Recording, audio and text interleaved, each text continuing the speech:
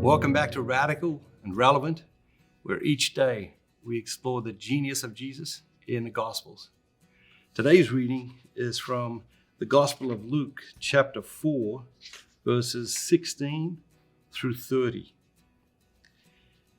And he came to Nazareth, where he had been brought up, and he went to the synagogue, as his custom was, on the Sabbath day. And he stood up to read. And there was given to him the book of the prophet Isaiah. He opened the book and found the place where it was written, "The Spirit of the Lord is upon me, because he has anointed me to preach good news to the poor. He has sent me to proclaim release of the captives and recovering of sight to the blind, to set at liberty those who are oppressed, to proclaim the acceptable year of the Lord." And he closed the book and gave it back to the attendant and sat down. And the eyes of all in the synagogue were fixed on him. And he began to say to them, "Today this scripture has been fulfilled in your hearing." And all spoke well of him and wondered at the gracious words which proceeded out of his mouth. And they said, "Is not this Joseph's son?" And he said to them, "Doubtless you will quote to me this proverb, 'Physician, heal thyself. What we have heard you did in Capernaum, do here also in our own country." And he said to them, "Truly I say to you, no prophet is acceptable in his own country.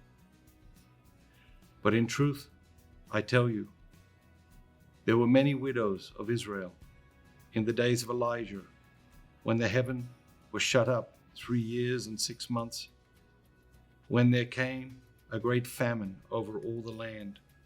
And Elijah was sent to none of them, but only to Zarephath in the land of Sidon, to a woman who was a widow. And there were many lepers in Israel in the time of the prophet Elisha, and none of them was cleansed, but only Naaman the Syrian." When they heard this, all in the synagogue were filled with wrath, and they rose up and put him out of the city and led him to the brow of a hill of which the city was built, that they might throw him down headlong. But passing through their midst, he went away. What is it jumps out at you today? Remember, each day we're looking for a word, a phrase, or an idea to pray about, to anchor our day in, to allow us to travel through the day with the gospel in our hearts. We see here initial doubts of Jesus always. So he's doing these great things. They're aware of these great things, but they say, well, hold on a minute. Isn't this Joseph's son?